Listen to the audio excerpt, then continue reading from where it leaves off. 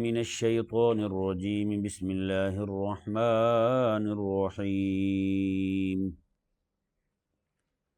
وَيَوْمَ نَبْعَثُ فِي كُلِّ أُمَّةٍ شَهِيدًا عَلَيْهِمْ مِنْ أَنفُسِهِمْ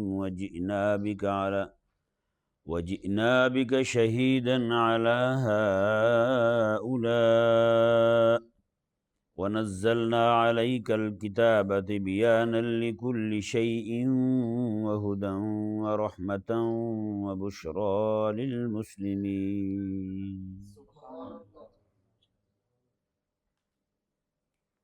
جیسا کہ آپ کے سامنے پچھلی آیات کریمہ میں مشرکین کے ساتھ خطاب چلتا ہوا رہا تھا، یہاں بھی اللہ تبارک و تعالی نے یہ آیہ مبارکہ نازل فرما کر مشرکین کو ایک گناہ تنبیہ فرمائی۔ وہ یوں کہ اس آیہ مبارکہ میں اللہ تبارک و تعالی نے ارشاد فرمایا، قیامت کے دن تمام امتیں یعنی ہر امت جو ہے اس کے جنت جانے یا جہنم جانے کا فیصلہ اس امت کے نبی کی گواہی پر ہوگا، اس امت کے نبی کی گواہی پر ہوگا۔ اللہ اکبر کبیرہ۔ بتائیں کسی کے جہنم جانے کا فیصلہ، جنت جانے کا فیصلہ کسی ایک ہی بندے کی تھوڑی سی زبان ہلانے پر منحصر ہو تو وہ بندے کی عظمت اور شان کتنی اونچی ہوگی قیامت والے دن۔ یہاں کسی کو کہہ دیا جائے جی آپ کو، یہاں تو کوئی بندہ مسجد میں 11ویں شریف کی دیگ پر بیٹھ جائے، وہ سمجھتا ہے میں کرسی صدارت پہ بیٹھا ہوں، تو بتائیں جس کو اللہ تبارک و تعالی کسی بندے کی جنت جہنم جانے کا فیصلہ ہی سونپ دے، جس کی زبان پر یہ منحصر ہو کہ جس کے لیے جو فرما دے وہی فیصلہ ہو جائے۔ اللہ اکبر کبیرہ۔ میرے آقا صلی اللہ علیہ وآلہ وسلم نے ارشاد فرمایا کہ جب کوئی بندہ فوت ہوتا ہے نا تو اس وقت اس کا جنازہ جب پڑھا جاتا ہے فوت ہونے کے بعد تو اللہ تعالیٰ فرشتوں کو بھیجتا ہے، میں جاؤ جا کے دیکھ کے آؤ میرے بندے اس فوت شدہ بندے کے بارے میں کیا کہتے ہیں۔ جی میں کہ اگر وہ سارے کہہ رہے ہوں، وہ لوگ کہہ رہے ہوں کہ یہ بندہ اچھا تھا، حضور فرماتے ہیں، اللہ تعالیٰ فرماتا ہے ملائکہ تم گواہ بن جاؤ، میں نے بخشش کر دی ہے۔ ٹھیک ہے نا جی۔ یہاں تک الفاظ بیان کیے گئے ہیں کہ اگر فرشتے کہتے ہیں کہ مولا اس کے تو یہ اعمال تھے، اللہ تعالیٰ فرماتا ہے کہ زمین پر میرے گواہ یہ میرے لوگ ہیں، یہ میرے بندے جو ہیں نا یہ زمین پر میرے گواہ ہیں، جیسی گواہی دیں گے میں ان کی گواہی پر فیصلہ کر دوں گا۔ انہوں نے کہہ دیا کہ یہ بندہ اچھا تھا لہذا یہ بندہ اچھا تھا۔ اس لیے ہمارے علاقوں میں یہ رواج ہے، یہ جنازہ جب پڑھتے ہیں نا تو ایک بندہ زور سے کہتا ہے کہ یار آپ کہہ دو کہ یہ بندہ اچھا تھا، ٹھیک ہے، تو یوں جو ہے نا وہ سارے لوگ کہہ دیتے ہیں کہ یہ بندہ اچھا تھا، یعنی کہ اللہ تعالیٰ کی طرف سے فرشتے آ کے گواہی وصول کر رہے ہیں۔ گواہی وہی لفظ شہداء اللہ، یہ زمین پر اللہ کے گواہ ہیں، زمین پر اللہ کے گواہ ہیں۔ یہ آیہ مبارکہ میں لفظ گواہ کا ہی آ رہا ہے۔ فرمایا کہ وَيَوْمَ نَبْعَثُ فِي كُلِّ أُمَّةٍ شَهِيدًا، ہم ہر امت میں سے ایک گواہ لائیں گے، اسی گواہ کی گواہی پر کسی کے جنت اور جہنم جانے کا فیصلہ ہوگا۔ اللہ اکبر کبیرہ۔ اب بتائیں یہاں مشرکین کو در پردہ ان کو تنبیہ بھی بڑی سخت قسم کی جا رہی ہے۔ فرمایا کہ آج میرے حبیب کریم صلی اللہ علیہ وآلہ وسلم تمہیں قرآن سناتے ہیں، تمہیں سنائی نہیں دیتا، میرے حبیب تمہیں دعوت توحید دیتے ہیں، تمہیں سنائی نہیں دیتی، میرے حبیب کریم صلی اللہ علیہ وآلہ وسلم تم میں سے ہر ایک بندے کا دروازہ بجا بجا کے تمہیں دین متین کی تعلیم دے رہے ہیں، عقائد اسلامیہ کی تعلیم دے رہے ہیں، اور تم لوگ ہو کہ سنتے نہیں ہو، تم لوگ کہتے ہو کہ نعوذ باللہ من ذالک یہ جھوٹ بولتے ہیں۔ اللہ تعالیٰ نے فرمایا جن کو آج تم اس طرح کی باتیں کرتے پھرتے ہو، جن کے لیے کبھی تم نے شاعر کا لفظ بولا، کبھی کاہن کا لفظ بولا، کبھی مجنوں کا لفظ بولا، نعوذ باللہ من ذالک، اللہ تعالیٰ نے فرمایا یہ اسی حبیب کی گواہی پر تمہارے جنت اور جہنم جانے کے فیصلے ہوں گے۔ بتاؤ پھر تمہارا کیا بنے گا؟ پھر کیا ہوگا تمہارا؟ یہ مشرکین مکہ کے ایسے سمجھیں کہ ان کو ہر طرف سے ان کو یعنی کہ جس طرح پنجابی میں کہتے ہیں چانن کر کے روشنی کر کے دکھا دینا، میں کہ یہی وہ حبیب ہیں، یاد رکھ لو تم۔ یہ آیہ مبارکہ بھی مکہ مکرمہ میں نازل ہو رہی ہے، سمجھا نہیں سمجھایا؟ یہ آیت مبارکہ مکہ مکرمہ میں نازل ہو رہی ہے، اور مکہ مکرمہ میں ہی لوگوں کو بتایا جا رہا ہے، فرمایا کہ لوگوں دیکھ لو، کان کھول کے سن لو، آج جس حبیب کی دعوت تمہیں سمجھ نہیں آ رہی، آج تم جس حبیب سے الجھتے پھرتے ہو، جس حبیب کی دعوت کو تم جھوٹا کہتے پھرتے ہو، میں اسی حبیب کے کہنے پہ ہی تمہارے جنت اور جہنم جانے کے فیصلے ہوں گے۔ اللہ اکبر کبیرہ۔ پیارے بھائیو، جس طرح میں نے ابھی حدیث پاک سنائی آپ کو کہ آقا علیہ السلام نے ارشاد فرمایا کہ زمین پر یہ لوگ جو ہیں یہ بھی اللہ کے گواہ ہیں، اللہ کے گواہ ہیں۔ اسی طرح کر کے انبیاء کرام علیہ السلام کی گواہی قیامت والے دن جو لی جائے گی، وہ اس بات پر لی جائے گی کہ انہوں نے اللہ تعالیٰ کا دین پہنچایا تھا یا نہیں پہنچایا تھا، اس بات پر گواہی ہوگی۔ اس بات پر یعنی کہ قومیں ان کی آگے کہیں گی انہوں نے ہمیں دین نہیں سنایا تھا، اور اللہ تعالیٰ کے نبی کہیں گے کہ ہم نے سنایا تھا، تو اللہ تبارک و تعالیٰ ان نبیوں پر گواہ لائے گا، ہیں تو پھر ان کی گواہی پر فیصلہ ہوگا۔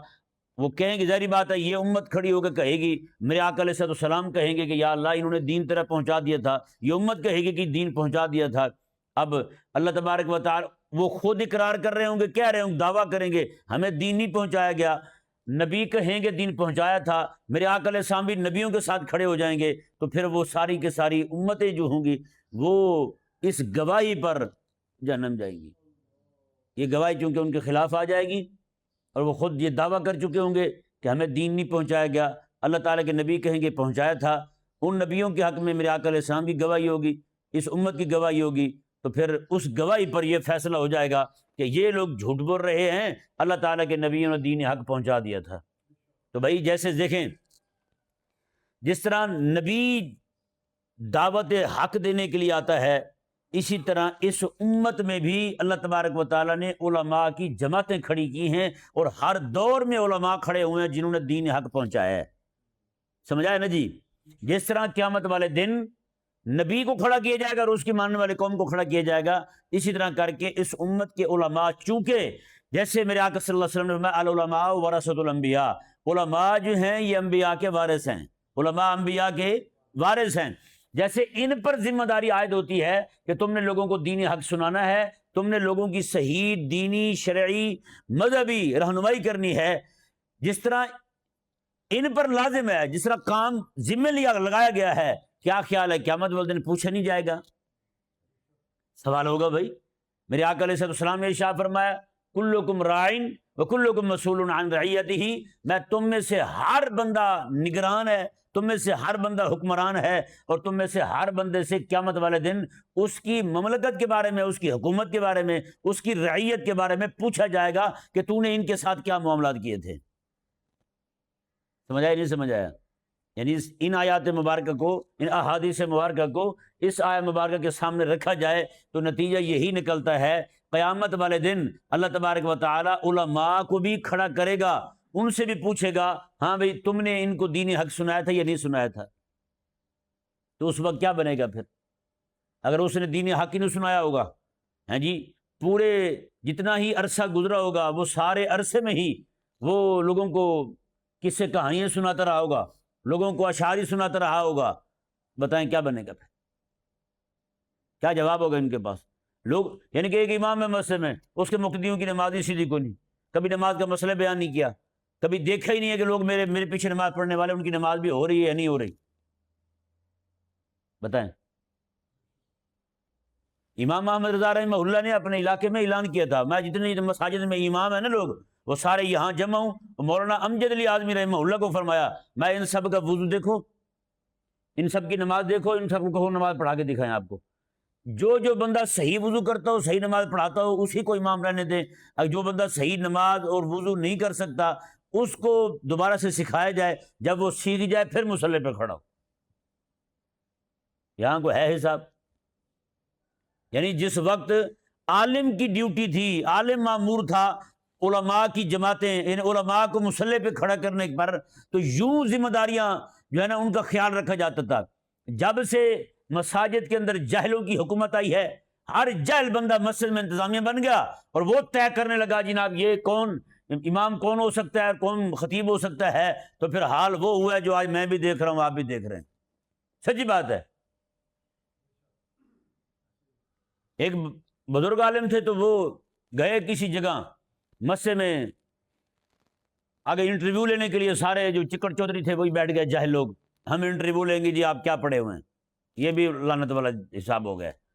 وہ بیٹھ گئے جاہل جن کو پتہ ہی کو نہیں تھا، ہاں جی بتائیں جی۔ ایک بندہ ان میں سے کہنے لگا قیامت کی نشانی بتائیں۔ وہ مولانا صاحب کہنے لگے جی قیامت کی نشانی پہلی تو یہی ہے جو اس وقت میرے سامنے ظہور پذیر ہوئی ہے کہ ایک جاہل بیٹھ کے عالم کا امتحان لے رہا ہے، ایک جاہل بیٹھ کے عالم کا امتحان لے رہا ہے۔ یہ وہی ہوا نا میرے آقا علیہ السلام نے فرمایا قیامت کے قریب لوگ جو ہے نا وہ جاہلوں کو اپنا سردار بنا لیں گے، جاہلوں کو اپنا سردار بنائیں گے، وہ جاہلی فتویٰ دیں گے۔ اب بتائیں نا، شرعی رہنمائی کرنا عالم کا کام ہے، لیکن اس عالم کو ہینڈل کرنے والا کون ہے؟ وہ جاہل ہے، وہ خود جاہل ہے۔ یہ قیامت کی نشانی نہیں تو اور کیا ہے بھائی؟ نعوذ باللہ من، قسم خدا کی یار، اس سے بڑھ کر میرے آقا علیہ السلام کے ممبر کی، حضور کے مصلی کی اور توہین ہو سکتی نہیں ہے۔ ایسے ایسے خناس ہیں، میں آپ کو کیا بتاؤں۔ آپ کے لاہور میں ہی ایک دوست مجھے ملے، اس مسجد کے امام رہے تھے، انہوں نے کہا جی مسجد کا صدر ہے، وہ کہتے ہیں جی مجھے اجازت ہونی چاہیے امام کے گھر میں جس وقت دل چاہے گھس جاؤں، تو امام رہے بندہ۔ بتائیں اتنی شرمناک بات ہے، جس وقت دل چاہے میں گھس جاؤں بھائی، تاکہ میں دیکھ سکوں کتنے پنکھے چل رہے ہیں، کتنی لائٹیں چل رہی ہیں۔ یہ نہیں دیکھیں گے تو بھائی بل آ جائے گا مسجد۔ پتہ ہے آپ کو کس قدر یہ ظالم طبقہ ہے؟ مرنا نہیں نا ویسے، انہوں نے مرنا ہی نہیں، مرنا انہوں نے۔ یہ انگریز کی سازش تھی۔ پہلے مسجد بھی آزاد تھی، ممبر بھی آزاد تھا، محراب بھی آزاد تھا۔ محراب حقیقت میں محراب تھا، محراب حقیقت میں محراب کا مطلب پتہ کیا ہے؟ جہاں سے جنگ کا اعلان ہو، نفس کے خلاف جہاد، دشمن کے خلاف جہاد، کافر کے خلاف جہاد۔ محراب کہتے ہیں، محراب تو حرب سے بنا ہے، حرب جنگ کو کہتے ہیں۔ حرب کسے کہتے ہیں؟ جنگ کو کہتے ہیں۔ تو محراب جب محراب تھا حقیقت میں، تو پھر فضل حق خیر آبادی رحمہ اللہ وہاں سے فتوے دیا کرتے تھے، وہاں سے مولانا کفایت علی کافی رحمہ اللہ اٹھا کرتے تھے، وہاں سے جناب مولانا نقی علی خان اٹھا کرتے تھے، وہاں سے پھر بڑے بڑے اجلہ علماء جو ہیں وہ اٹھا کرتے تھے، اور ان کے فتاوے وہ انگریز کی حکومتوں کو ہلا کے رکھ دیا کرتے تھے۔ آج بیچارے سارے مل کے مولوی فتوے دیتے رہیں، وہ سنتا ہی کوئی نہیں۔ آج حال یہ ہو گیا ہے کہ نعوذ باللہ من ذالک کے ممبروں پر، پتہ ہے آپ کو، زیادہ تر عوام کا مزاج یہ بن چکا ہے کہ ممبروں پر، اسٹیجوں پر، محفل نعت پر جو فلمی اداکار ہیں ان کو بلایا جائے، تاکہ اس سے پتہ نہیں کیا سمجھتے ہیں کہ برکت زیادہ ہوتی ہے، کیا ہوتا ہے۔ ایک شفقت نام کا ایک بندہ ہے جس نے 700-800 فلمیں بنانے کا اعزاز حاصل کیا ہے، وہ جناب اس وقت ایک اشتہار پہ میں نے پڑھا، وہاں لکھا ہوا تھا خطیب اہل سنت، سرمایہ اہل سنت۔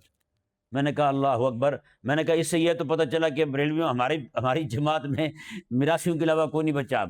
اب یہ میراثی سرمایہ اہل سنت ہے، نہیں سمجھ آیا؟ تو بھائی قسم خدا کی بڑی افسوسناک بات ہے یار، یہ تب سے ہوا ہے جب سے جناب ممبر کو، محراب کو کنٹرول کیا گیا ہے۔ جاہل بیٹھے فیصلہ کر رہے ہیں یہ خطیب ٹھیک ہے، یہ عالم ٹھیک ہے، یہ نہیں ٹھیک، یہ نہیں ٹھیک۔ بتائیں تو پھر نتیجہ وہی نکلے گا نا، کہ نہیں سمجھ آیا؟ اور میں کہوں، جو میں آپ کے سامنے بات رکھنا چاہتا ہوں آج کے اس درس کے حوالے سے، وہ یہ ہے کہ جیسے قیامت والے دن چونکہ انبیاء نے بھی دعوت دی تھی، انبیاء سے پوچھا جائے گا، اسی طرح اس امت کے علماء جنہوں نے دعوت دی تھی ان سے بھی پوچھا جائے گا تم نے دینی حق سنایا تھا یا نہیں سنایا تھا۔ اب وہ ذرا فکر مند ہو جائیں لوگ جنہوں نے زندگی ساری لوگوں کو جناب قصے کہانیاں سنائی ہیں، ہیر وارث سنائی ہے جنہوں نے، وہ خود غور کر لیں کہ ان کے ساتھ کیا ہونے والا ہے۔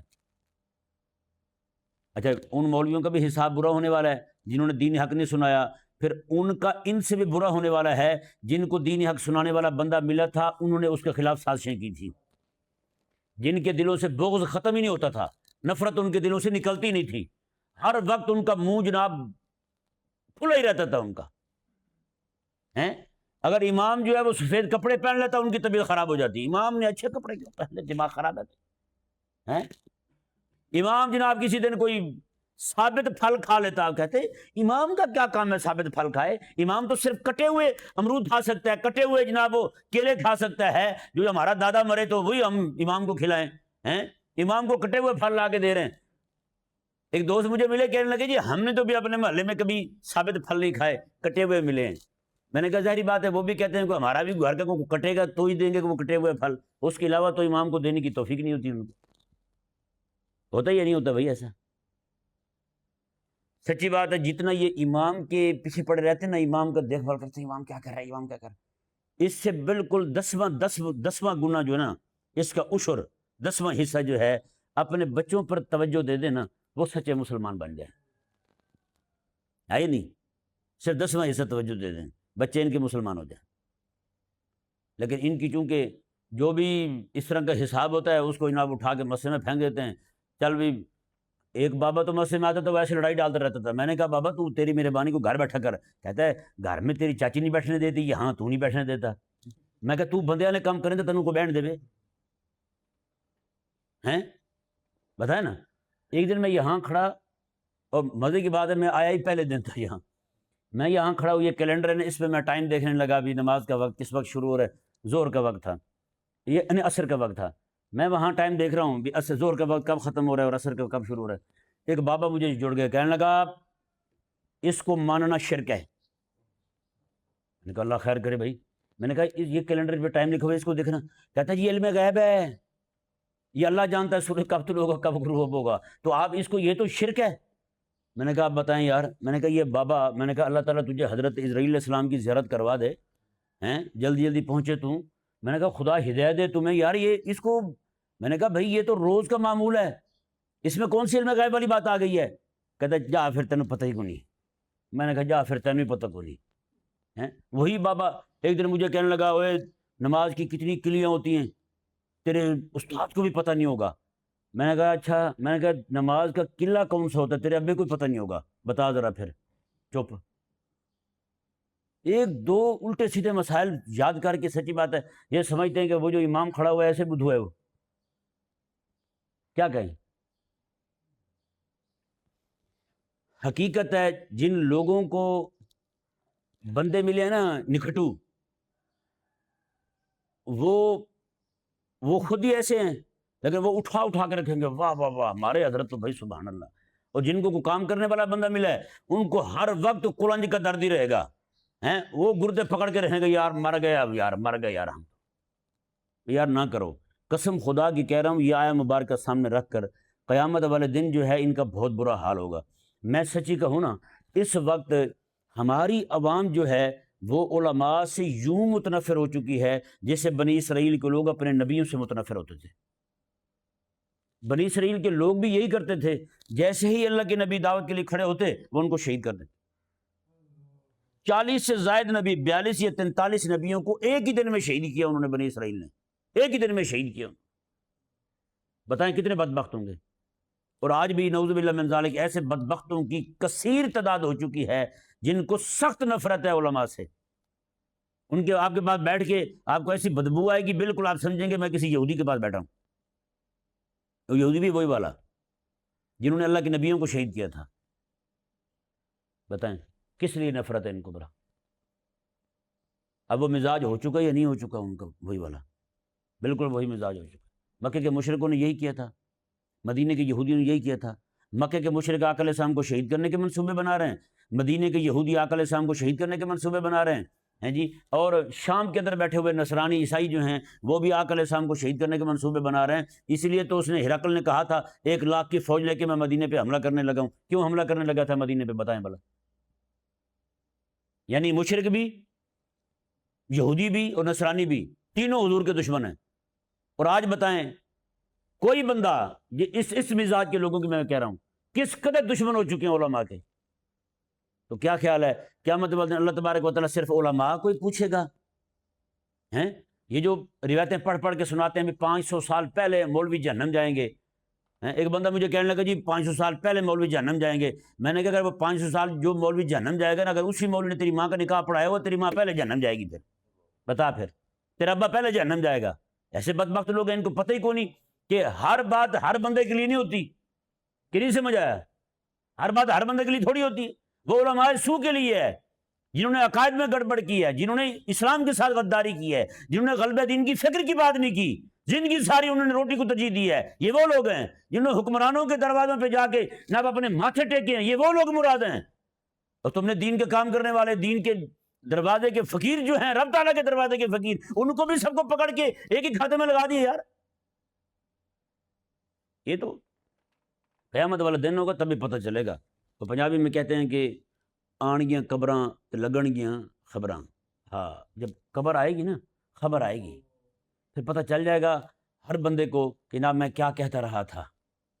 قیامت والے دن سچی بات ہے، میرے آقا علیہ السلام نے شاہ فرمایا قیامت والے دن اللہ تبارک و تعالیٰ عالم کو فرمائے گا کہ تو یہاں کھڑا ہو جا، عالم کو فرمائے گا تو یہاں کھڑا ہو جا، اور اپنے اکیلا جنت نہ جا، اپنے شاگردوں کو بھی جنت لے جا، چاہے ان کی تعداد آسمان کے تاروں کی برابری کیوں نہیں۔ بتائیں، یہی نبیوں کو کہا جائے گا، یہی نبیوں کے وارثوں کو کہا جائے گا۔ اس سے آیا مبارکہ سے یہ واضح ہو گیا بھائی، جو میں نے آپ کے سامنے رکھنا تھا وہ یہ رکھنا تھا کہ عوام بھی اپنا قبلہ سیدھا کرے، اور جو علماء ہیں وہ بھی اپنا قبلہ سیدھا کریں۔ علماء بھی دینی حق لوگوں تک پہنچائیں، عوام پر بھی لازم ہے کہ وہ بھی دینی حق قبول کریں۔ یہ علماء دینی حق نہیں سنائیں گے، یہ پکڑے جائیں گے، عوام دینی حق قبول نہیں کرے گی، وہ پکڑی جائے گی قیامت والے دن۔ یہ اس آیہ مبارکہ کا مفاد جو ہے وہ میں نے آپ کے سامنے رکھ دیا ہے۔ اللہ تبارک و تعالی سمجھنے کی توفیق عطا فرمائے۔